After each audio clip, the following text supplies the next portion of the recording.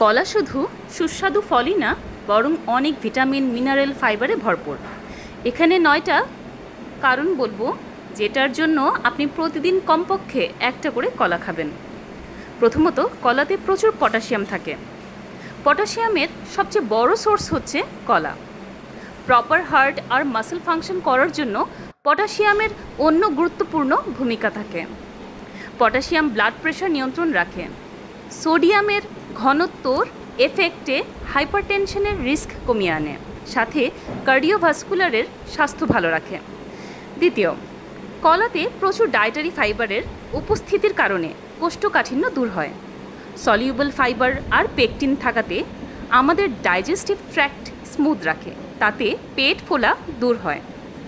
3, কলা হচ্ছে quick source of energy, কারণ এতে রয়েছে কার্বোহাইড্রেট কন্টেন্ট, যেটাতে থাকে সিম্পল সুগার যেমন গ্লুকোজ, ফ্রুক্টোজ, সুক্রোজ। এটা পোস্ট ওয়ার্কআউট স্ন্যাক হিসেবে এক্সিলেন্ট একটা চয়েস, কারণ এক্সারসাইজ করতে যেই এনার্জি দরকার হয় সেটা দ্রুত পাওয়ার উৎসই হচ্ছে কলা। 4, কলাতে থাকে ট্রিপ্টোফ্যান আর অ্যামাইনো অ্যাসিড, যেটা শরীর কনভার্ট করে সেরোটোনিনে, ভালো লাগার নিউরোট্রান্সমিটার, যেটা মুড ভালো করে, ডিপ্রেশন, অ্যাংজাইটির সিমটম কমিয়ে আনে।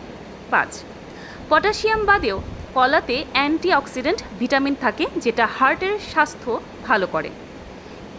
এতে থাকা হাই ফাইবার কন্টেন্ট আমাদের কোলেস্টেরল লেভেলকে কমিয়ে আনে, যেটা হার্টের যত অসুখ ও স্ট্রোক কমিয়ে আনে। 6, কলাতে থাকা vitamins, minerals, vitamin C, manganese আমাদের হাড়ের জন্য খুবই ভালো।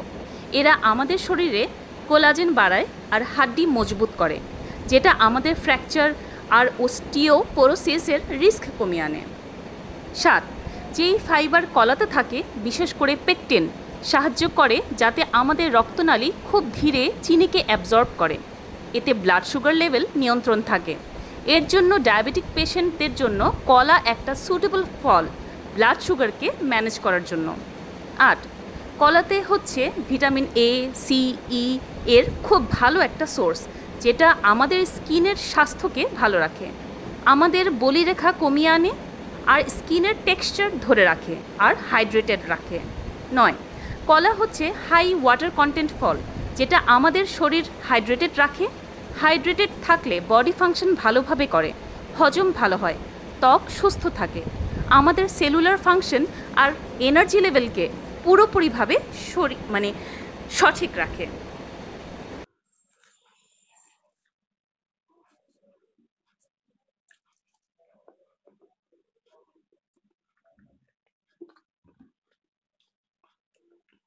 নিশ্চয়ই ভিডিওতে দেখেছেন, আমি পুরো ভিডিওতে বেনিফিটস দিয়েছি যে কলার কি কি গুণাবলী আছে। তবে হ্যাঁ, আপনাকে জানতে হবে কে খেতে পারবে আর কে খেতে পারবে না, কখন খাওয়া যাবে আর কখন অ্যাভয়েড করতে হবে। প্রথমত, যারা জিম করেন বা ওয়েট গেইন করতে চাচ্ছেন, ওজন বাড়াতে চাচ্ছেন, তাদের জন্য কলা খুবই ভালো। কলা খেলে ওজন বাড়বে। আর যাদের ঠান্ডার প্রবলেম আছে, অ্যাস্থমার প্রবলেম আছে, তারা চেষ্টা করবেন অ্যাভয়েড করার। আর অবশ্যই সন্ধ্যা থেকে তো একদম কলা নিষেধ। রাতেবেলা তো খাবেনই না কলা, কারণ মেটাবলিজম আপনাদের স্লো ডাউন হয়ে যাবে আর ডাইজেশনে, হজম শক্তিতে প্রবলেম হবে। সো রাতেবেলা তো একদম কলা না। যা খাবেন সকালবেলা খেয়ে ফেলবেন, দুপুরবেলা খেয়ে ফেলবেন। কলাতে তো অনেক পুষ্টি আছেই, দেখেছেন তো ভিডিওতে। তো যান কলা খান, যদি সকাল হয় আর দুপুর হয় এক্ষুনি কলা খান। আর আরো বেনিফিট দেখার জন্য, আরো ভিডিও দেখার জন্য আমাকে ফেসবুকে ফলো করুন ও ইউটিউব চ্যানেলে সাবস্ক্রাইব করে রাখুন।